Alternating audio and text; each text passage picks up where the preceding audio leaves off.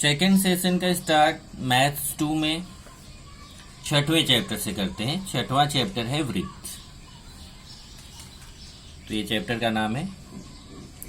इसमें हमें क्या क्या सीखना है वो देख लीजिए। वृत्त बनाना सीखना है, अंतर्वृत्त सीखना है, परवृत्त सीखना है और वृत्त की जीवा का गुणधर्म सीखना है। ये 4 चीजें सीखनी है। तो सबसे पहला पॉइंट आता है, इसमें दिया है थोड़ा सोचे, बॉक्स भरना है। एक डायग्राम यहाँ पे बना हुआ है। इस डायग्राम को देख करके आप ये समझिए कि आपका रिवीजन है पीछे की क्लास का। आपने जो 8वीं तक पढ़ा है उसका रिवीजन है, उसके आधार पर आपको ये आंसर देना है। तो यहाँ पे डायग्राम देख देख के आपको बताना है। जैसे यहाँ लिखा है, देखिए पहले में जीवा, तो इधर डॉट डॉट डॉट लिखा है कि इसमें जीवा कौन सी है। तो अगर आप ध्यान दीजिए तो यहाँ पर जीवा जो है कौन है, जीवा किसको बोलते हैं?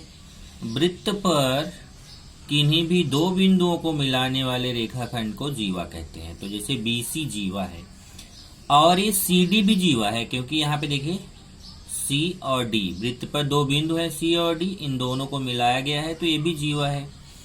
B और C 2 बिंदु है तो इनको मिलाया गया, BC जीवा है।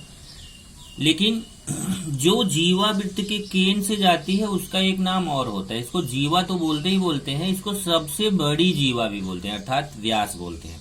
तो CD क्या है? ये व्यास है। तो जीवा कौन हो गई? BC। तो यहां पे आपको लिख देना है BC। ये BC हो गई जीवा। ऐसे ही रेख PA है। रेख PA को क्या बोलेंगे?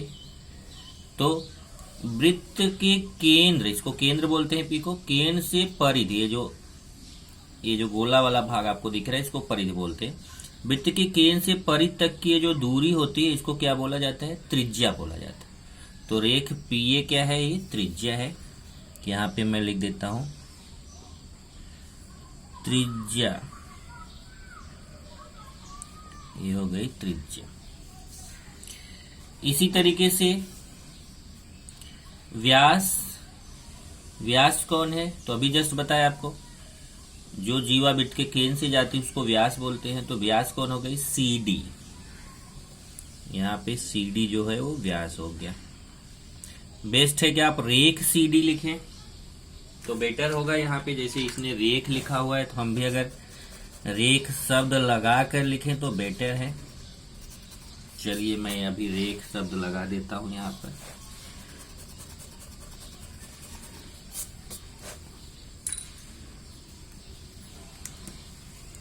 ये हमारा हो जाएगा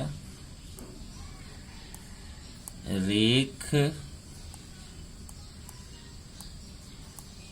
BC।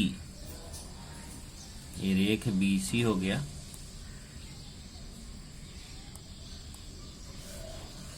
और यहां पे लिख देंगे त्रिज्या। ये त्रिज्या हो गया। यहां पे लिख देंगे रेख CD। इसी तरीके से अब फिर से आ गया त्रिज्या। तो यहाँ पे देखिए आप पहले से ही एक त्रिज्या लिख चुके हो, रेख PA जो है त्रिज्या है। तो क्या और कोई त्रिज्या लिख सकते हो? आप यहाँ पे रेख PA लिखेंगे आंसर में तो भी चलेगा, या कोई दूसरी त्रिज्या भी आप बोल सकते हैं। जैसे PC भी त्रिज्या है, PD भी त्रिज्या है, तो आप इसमें से भी नाम लिख सकते हैं। तो आप PA त्रिज्या है, PC त्रिज्या है, PD त्रिज्या है, 3 त्रिज्या है, तो तीनों में से कोई भी आप एक नाम लिख सकते हैं। जैसे यहाँ पे लिख देता हूं रेख PC। इसी तरीके से केंद्र बोला है तो केंद्र कौन है? P है। तो यहां पे लिख देंगे बिंदु P। बिंदु P क्या है? केंद्र है। तो बिंदु P हो गया केंद्र। केंद्रीय कोण बताना है तो केंद्रीय कोण तो बहुत सारे बन रहे हैं। यहाँ पे देखिए एक CPA बन रहा है, APD बन रहा है, बराबर कि नहीं? तो ऐसे बहुत सारे केंद्रीय कोण बन रहे हैं। तो यहाँ पे आप केंद्रीय कोण आता है तो आप, और ये भी बन रहा है देखो, ऐसे CPD इधर वाला भी बन रहा है। तो केंद्रीय कोण कई सारे बन रहे हैं, तो इसमें से कोई भी एक आपको केंद्रीय कोण उसमें से लिख देना है। आप जो आप इजी समझो। मतलब कभी कभी क्या रहता है, किसी में बहुत सारे आंसर रहते हैं, लेकिन उन बहुत सारे आंसर्स में से जो आंसर आपको लगता है कि ये आंसर लिखना चाहिए, वो आंसर लिख दीजिए। चलिए, जैसे मैं यहाँ पे केंद्रीय कोण एक लिख देता हूं, APD, कोण APD। अब यहाँ पे लिखा है CPA, देखो CPA, तो CPA भी क्या है, एक केंद्रीय कोण है। तो यहाँ पे लिखना पड़ेगा केंद्रीय कोण। ये आपको, इसका मैं आपको फोटो नहीं भेजूंगा, ये गाइड से, इससे वीडियो से देख के ही आपको इसको लिखना है। तो ये इसका फोटो मैं नहीं भेजूंगा। अभी देखिए, मैं डायरेक्ट यहां से फोटो आपको भेजूंगा। वृत्त, वृत्त क्या होता है आओ जाने। तो बिंदुओं के समुच्चय के रूप में वृत्त का वर्णन करेंगे। तो वृत्त का बहुत सारी परिभाषाएं होती है, उसमें बिंदुओं के समुच्चय के रूप में वृत्त की परिभाषा क्या होती है, प्रतल के किसी स्थिर बिंदु से उसी प्रतल के समदूरस्थ सभी बिंदुओं के समुच्चय को वृत्त कहते हैं। तो अगर प्रतल का कोई स्थिर बिंदु है, उस बिंदु से उस प्रतल के समान दूरी पर स्थित जितने भी बिंदु होते हैं उसको क्या बोलते हैं, वृत्त कहते हैं। अर्थात इसका मतलब क्या हो गया कि अगर मान लीजिए ये हमारा एक प्रतल है, इसमें एक बिंदु यहाँ फिक्स है, यहाँ से अब ए, जैसे ए बिंदु जो है जितनी दूरी पर है उतनी ही दूरी पे अगर हम ऐसे सी बिंदु लिया, उतनी ही दूरी पे बी लिया, उतनी ही दूरी पे डी लिया, ऐसे बहुत सारे बिंदु ले रहे हैं। जितना पीए है उतना ही पीसी, उतना ही पीबी, उतना ही पीडी, इसी तरीके से और सारे बिंदु ले सकते हैं। और सबको अगर ऐसे मिलाएंगे तो एक हमें वृत्त प्राप्त होता है। तो एक स्थिर बिंदु से समान दूरी पर जो बिंदु होते हैं उन बिंदुओं के समुच्चय को, समूह को हम क्या बोलते हैं, वृत्त कहते हैं।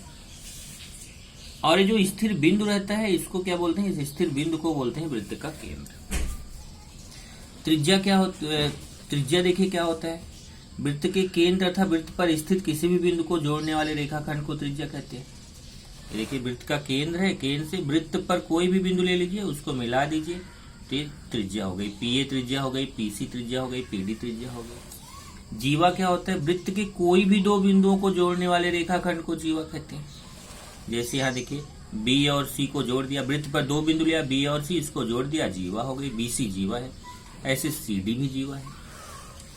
वृत्त के केंद्र से जाने वाली जीवा को उस वृत्त का व्यास कहते हैं। अभी जैसा बताया, ओ जीवा जो वृत्त के केंद्र से जाती है उसको एक नाम और दे देंगे। इसको जीवा तो बोलते ही बोलते हैं, पर एक केंद्र से जा रही है तो इसको व्यास बोलते हैं। और व्यास जो होती है वो सबसे बड़ी जीवा होती है। देखो व्यास वृत्त की सबसे बड़ी जीवा होती है। आगे लिखा देखिए, व्यास वृत्त की सबसे बड़ी जीवा होती है। इसमें कुछ चीजें और बताया है, आपको मैं लिखने के लिए इतना ही भेजूंगा, ये आप जनरल नॉलेज के लिए समझ लीजिए। सर्वांगसम वृत्त क्या होता है, ऐसे दो वृत्त जिनकी त्रिज्या समान हो उन्हें सर्वांगसम वृत्त कहते हैं। जैसे मान लीजिए इस वृत्त की त्रिज्या अगर 2 सेमी है, इस वृत्त की त्रिज्या भी 2 सेमी है, दोनों की त्रिज्या समान है, तो ये सर्वांगसम वृत्त है। एक केंद्रीय वृत्त किसे कहते हैं, कि केंद्र एक हो पर त्रिज्या भिन्न हो। जैसे यहाँ देखिए 3 वृत्त बने, 1 2 3, इन तीनों वृत्तों का केंद्र एक ही है पर इनकी त्रिज्या अलग अलग है। इसकी त्रिज्या पहले वाले अंदर वाले वृत्त की त्रिज्या कम है, अगला वाला उससे थोड़ा ज्यादा है, और लास्ट वाला उससे भी ज्यादा। तो त्रिज्याएं कम ज्यादा है, केंद्र जो है वह एक ही है, तो इनको एक केंद्रीय बोलते हैं। नाम से ही लग रहा है एक केंद्रीय, मतलब जिनका केंद्र एक ही हो उन्हें एक केंद्रीय वृत्त कहते हैं। फिर प्रतल में स्थित वृत्त में एक ही बिंदु पर प्रतिच्छेदित करने वाले वृत्त। अब देखिए वृत्त जो है, अगर 2 वृत्त आप खींचो तो या तो एक बिंदु पे प्रतिच्छेदित करते हैं या फिर 2 बिंदु पे प्रतिच्छेदित करते हैं। अब जैसे इसमें देखिए ये दोनों वृत्त हैं, ये जाके यहाँ देखिए एक बिंदु पर प्रतिच्छेदित कर रहे हैं, और ये 2 वृत्त हैं ए बी, एक ही बिंदु पर प्रतिच्छेदित कर रहे हैं यहाँ पे देखिए। और ये दोनों वृत्त ऐसे हैं जो 2 जगह काट रहे हैं, देखिए एक ऊपर एक बिंदु पे काट रहे हैं, नीचे एक बिंदु पे काट रहे हैं। तो ये एक ही बिंदु पर प्रतिच्छेदित करने वाले वृत्त हैं। और ये जो है इसमें लिखा है केंद्र भिन्न होता है दोनों का, त्रिज्या भिन्न होती है, एक और केवल एक सामान्य बिंदु होता है, मतलब एक ही जगह काटते हैं। और इसमें कैसे है, केंद्र भिन्न होता है, त्रिज्या भी भिन्न होती है, भिन्न हो सकती है, मतलब समान भी ले सकते हैं, और इनका दो सामान्य बिंदु होता है, मतलब ये दो जगह एक दूसरे को काटते हैं। तो ये हो गया। इसी पे डिपेंड एक प्रमेय है, जो प्रमेय यहाँ पर आपको पढ़ना है। तो प्रमेय देखिए क्या है। प्रमेय है, वृत्त के केंद्र से जीवा पर डाला गया लंब उस जीवा को समद्विभाजित करता है। अब देखिए, एक वृत्त है, ये वृत्त है। तो आप जानते हो कि जब प्रमेय करते हैं तो प्रमेय में हम दत्त लिखते हैं और साध्य लिखते हैं। अगर जरूरत पड़ी तो रचना और उसके बाद उपपत्ति। तो यहाँ पे जो आपका है टेक्स्ट बुक में थोड़ा सा जो है गड़बड़ है, उसको मैं बता देता हूँ, उसको हम बना लेंगे। किया है सही, लेकिन उसने जो हेडिंग वगैरह डाला है वो थोड़ा सा और उसको चेंज कर सकता था।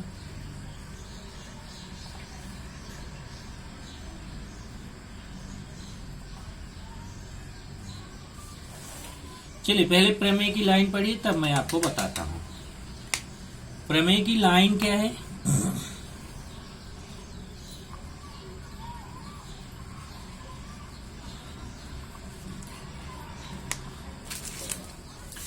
प्रमेय की लाइन है, वृत्त के केंद्र से जीवा पर डाला गया लंब उस जीवा को समद्विभाजित करता है। मतलब जब एग्जाम में आएगा तो आपको इतना ही आएगा, सिद्ध कीजिए वृत्त के केंद्र से जीवा पर डाला गया लंब उस जीवा को समद्विभाजित करता है। तो यहाँ पे लिखा था आपकी बुक में पक्ष, तो पक्ष ना लिख के हम वहां पे क्या लिखेंगे, हेडिंग दत्त लिखेंगे। तो यहाँ पे ये दत्त, तो दत्त में क्या आएगा, एक देखिए दत्त में आएगा क्या दिया हुआ, वृत्त के केंद्र से जीवा पर डाला गया लंब, इतना दत्त है। वृत्त के केंद्र से जीवा पर डाला गया लंब, ये दत्त में आएगा। तो हम क्या बताएंगे कि एक वृत्त है, उस वृत्त का वो केंद्र है और उसमें जीवा ए बी है और ओपी जो है इस जीवा ए बी पर लंब डाला गया है, इतना जो है दत्त में आएगा। देखिए यहाँ लिखा हुआ है, मैं पहले हेडिंग डाल देता हूं दत्त, ये हेडिंग हो गया दत्त। तो दत्त में देखिए क्या बता रहे हैं कि एक ओ केंद्र वाला, ये देखिए ओ केंद्र वाले वृत्त में ए बी जो है वह जीवा है और ओपी जो है वह ए बी पर लंब है, इतना दत्त हो गया। अब साध में क्या होगा, साध में है उस जीवा को समद्विभाजित करता है, मतलब ये जीवा के दो समान भाग करता है, अर्थात ए पी बराबर पी बी। देखिए साध में आ गया, रेख ए पी सर्वांग रेख बी पी। मतलब हमें क्या सिद्ध करना है कि अगर ये जीवा ए बी है, इस पर अगर हम ओपी लंब डाल दें तो जीवा के दो समान भाग कर देगा, मतलब एपी और पीबी ऐसा दो भाग करेगा और दोनों भाग आपस में समान होगा। ये हमें सिद्ध करना है, हमें सिद्ध करना है कि एपी सर्वांग होगा बीपी। अब इसमें ये रचना किया गया, देखिए ओ ए ओ बी। तो यहाँ इसने रचना हेडिंग नहीं डाला था, हम यहाँ पे रचना हेडिंग डालेंगे। ये देखिए हेडिंग डाल दिया, क्या, रचना। तो रचना में क्या आप जानते हो, रचना में क्या बताया कि जो हम आकृति में परिवर्तन करते हैं उसी को हम क्या बोलते हैं, रचना बोलते हैं। तो रचना क्या हुआ, रेख ओए तथा रेख ओबी खींचे। अच्छा देखिए रेख ओए तथा रेख ओबी खींचे। उसके बाद अब जो है इसको हम बोलेंगे उपपत्ति। तो यहाँ पे हेडिंग हो गई उपपत्ति। तो उपपत्ति बहुत आसान है, अगर आपने सर्वांग समता को पढ़ा था तो। ये देखिए आपने यहाँ पे जब लंब डाला है, दत्त में ही दिया है ओपी लंब है ए बी पर, अगर ओपी ए बी पर लंब है तो कोई रेखा अगर एक दूसरी रेखा पे लंब होती है तो उस पे जाके 90 अंश का कोण बनाती है। तो इधर भी 90 अंश का कोण बनेगा, इधर भी, मतलब कोण ओपी ए भी 90 अंश होगा, कोण ओपी बी भी 90 अंश होगा, दोनों 90 अंश के होंगे। तो यहाँ पे इन दोनों त्रिभुजों को सर्वांगसम दिखा दिया है। कैसी देखिए, एक पहले लिया त्रिभुज ओपीए, दूसरा ओपीबी। देखिए त्रिभुज ओपीए तथा त्रिभुज ओपीबी में पहला तो ये दिया हुआ कि कोण ओपीए सर्वांगसम कोण ओपीबी। क्यों? क्योंकि रेख ओपी लंब है जीवा पर, जीवा ए बी पर, इसलिए प्रत्येक कोण कितने अंश का होगा, 90 अंश। यहाँ पे 90 अंश का है। तो आप समझ रहे हैं ना कि ये कोण OPA बराबर कोण OPB, क्यों? क्योंकि 90 अंश के हैं। और आप चाहे तो यहां ब्रैकेट में लिख सकते हैं दत्त से, ये इतनी लाइन आप बचा सकते हो। अगला देखिए, रेख OP सर्वांगसम रेख OP, क्यों? क्योंकि OP जो है वह त्रिभुज OPA की भी भुजा है और OP त्रिभुज OPB की भी भुजा है। इस त्रिभुज की, इधर वाले त्रिभुज की भी OP भुजा है, इधर वाले त्रिभुज की भी OP भुजा है। तो OP भुजा OP भुजा के सर्वांगसम में इस भुजा को क्या बोलते हैं? सामान्य भुजा। और OA सर्वांगसम OB, देखिए 90 अंश के सामने कर्ण होता है, तो यहाँ 90 अंश बन रहा है तो OA कर्ण हो गया। इस त्रिभुज में इधर 90 अंश बन रहा है तो OB कर्ण हो गया। वो कर्ण OA सर्वांगसम है कर्ण OB के, क्यों? क्योंकि OA भी त्रिज्या है, OB भी त्रिज्या, और आप जानते हैं कि एक ही वृत्त में चाहे जितनी त्रिज्याएं खींची जाती हैं सभी त्रिज्याएं समान होती हैं, इसलिए OA और OB की लंबाई समान रहेगी। तो देखिए कर्ण OA सर्वांगसम कर्ण OB, क्यों? क्योंकि एक ही वृत्त की त्रिज्याएं हैं, इसी वृत्त की त्रिज्या OA और OB है तो इसका मान समान होगा। तो क्या क्या समान हुआ? एक तो ये 90 अंश हुआ, इस त्रिभुज का इधर वाला कोण 90 अंश, कोण OPA 90 अंश होगा, इस त्रिभुज का इधर वाला कोण OPB। दूसरा OP के सर्वांगसम, क्योंकि ये दोनों त्रिभुज की भुजाएं हैं, सामान्य भुजा हो गया। और कर्ण OA सर्वांगसम कर्ण OB, क्यों? क्योंकि ये एक ही वृत्त की त्रिज्याएं हैं। इस तरीके से अगर आप देखेंगे तो यहाँ पे आपको लगेगा कि दो भुजा समान है और एक कोण समान है, तो यहाँ पे भू को भू कसौटी लगेगी, पर गलत है। क्यों? भू को भू कसौटी के लिए दोनों भुजाओं के बीच का कोण समान होना चाहिए, जबकि यहाँ दोनों भुजाओं के बीच का कोण समान नहीं, दोनों भुजाओं के एक बाहर का कोण समान है, इसलिए भू को भू कसौटी नहीं होगा, बल्कि यहाँ पे कर्ण भुजा कसौटी होगा, क्योंकि कर्ण कर्ण के समान है और एक भुजा के समान है, इसलिए यहाँ पे कर्ण भुजा प्रमेय। तो आप कर्ण भुजा प्रमेय लिखें या कर्ण भुजा कसौटी लिख सकते हैं। इससे त्रिभुज OPA और त्रिभुज OPB, ये दोनों त्रिभुज क्या हो गए? सर्वांगसम हो गए। और जब दो त्रिभुज सर्वांगसम हो जाते हैं तो उनके अन्य घटक अपने आप समान हो जाते हैं। आप जानते हैं अगर दो त्रिभुज सर्वांगसम सिद्ध किया तो जो बचे हुए घटक हैं वो भी समान हो जाते हैं। तो जब ये दोनों त्रिभुज सर्वांगसम सिद्ध कर दिया कर्ण भुजा प्रमेय से, तो अपने आप इस त्रिभुज की भुजा PA इस त्रिभुज की भुजा PB के सर्वांगसम हो जाएगा। यहाँ पे ब्रैकेट में लिखेंगे सर्वांगसम त्रिभुजों की संगत भुजाएं। इस तरीके से हमने ये प्रमेय सिद्ध कर दिया। इसी तरीके से आप आगे जाएंगे तो एक प्रमेय और है, ये आपका प्रमेय है, वृत्त के केंद्र तथा जीवा के मध्य बिंदु को जोड़ने वाला रेखाखंड जीवा पर लंब होता है, बराबर। तो इसमें भी सेम प्रॉब्लम है, केवल पक्ष की जगह उसने दत्त बराबर लिखा है, लेकिन बाकी जगह पे उसने प्रॉब्लम किया है, तो उसको मैं बना देता हूं, आप भी उसको बना लीजिएगा। ये देखिए प्रमेय क्या है? प्रमेय की लाइन है, वृत्त के केंद्र तथा जीवा के मध्य बिंदु को जोड़ने वाला रेखाखंड जीवा पर लंब होता है। अगर आप देखें तो ये एक तरीके से जो पिछला प्रमेय आपने पढ़ा उसका विलोम है। तो यहाँ पे आपको एग्जाम में आएगा तो आएगा सिद्ध कीजिए वृत्त के केंद्र तथा जीवा के मध्य बिंदु को जोड़ने वाला रेखाखंड जीवा पर लंब होता है। अब सबसे पहले आएंगे दत्त पर। तो दत्त में क्या रहेगा? देखो दत्त में है वृत्त के केंद्र तथा जीवा को मध्य बिंदु को जोड़ने वाला रेखाखंड। ये देखिए इतना जो है दत्त में आएगा। तो दत्त में हम बताएंगे कि एक O केंद्र वाला वृत्त है, ये देखिए O केंद्र वाले वृत्त की AB इसकी जीवा है और AB का मध्य बिंदु P, देखिए मध्य बिंदु को जोड़ने वाला जीवा का मध्य बिंदु लेना है, तो जीवा AB का मध्य बिंदु P है, उसको केंद्र से मिलाया गया है।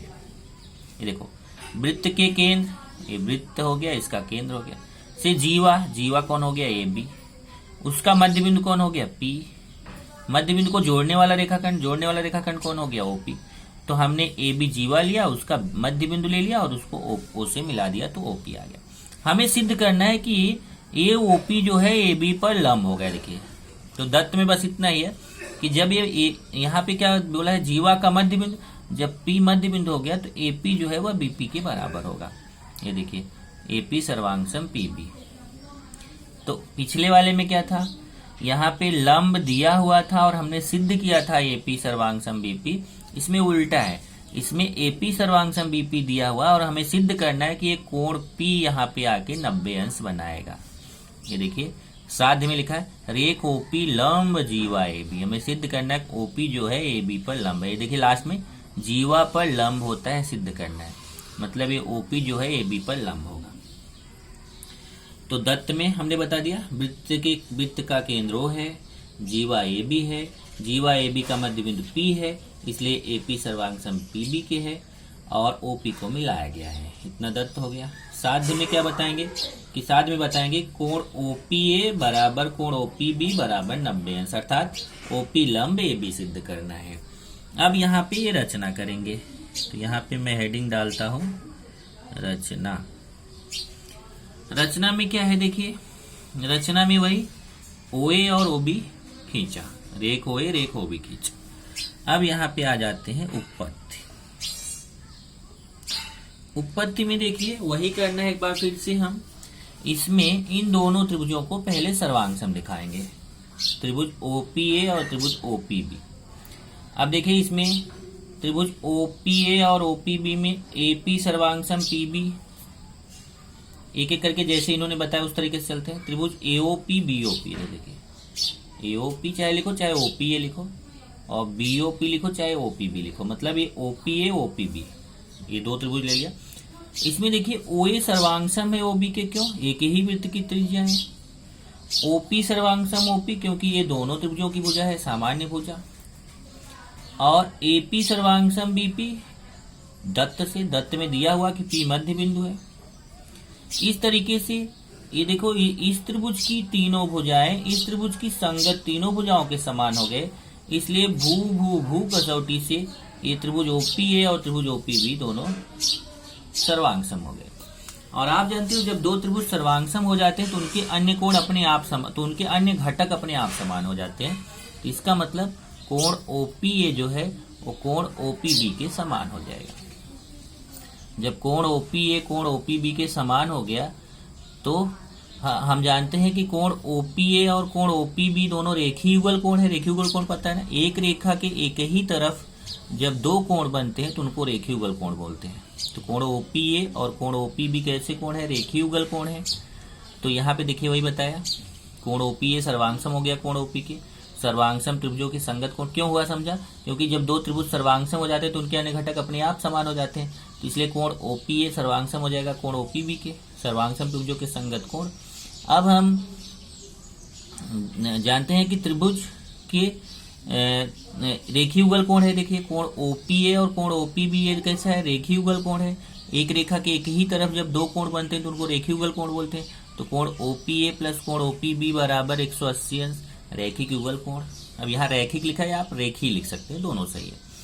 अब यहाँ से देखिए समीकरण 1 से ध्यान देना, ओपीए ओपीबी के बराबर, यही लाइन ज्यादा ध्यान देने की जरूरत है। समीकरण 1 से देखिए कोण ओपीए कोण ओपीबी के बराबर है, इसलिए जहां ओपीए लिखा है वहां पे हम ओपीबी लिख सकते हैं।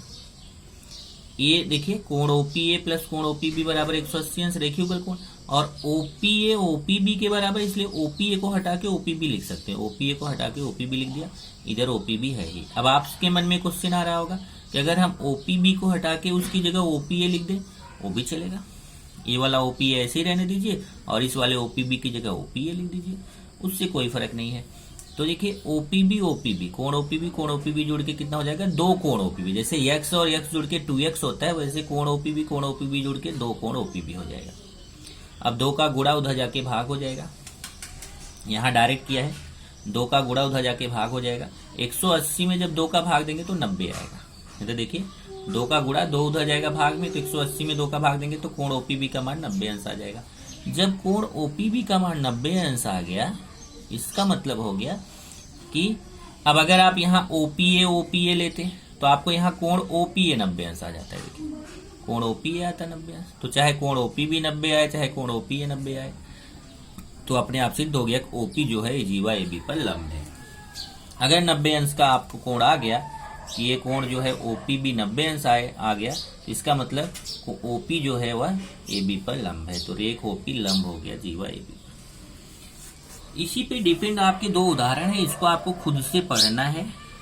आपके पास टेक्स्ट बुक होनी चाहिए, नहीं है तो पीडीएफ से पढ़िए। अभी तक टेक्स्ट बुक खरीद लेना चाहिए, नहीं खरीद पाए तो पीडीएफ से पढ़िए। देखिए दो उदाहरण दिया गया, किसी वृत्त की त्रिज्या 5 सेमी है उस वृत्त की कोई जीवा 8 सेमी लंबी है तो जीवा तथा वृत्त के केंद्र के बीच की दूरी ज्ञात कीजिए।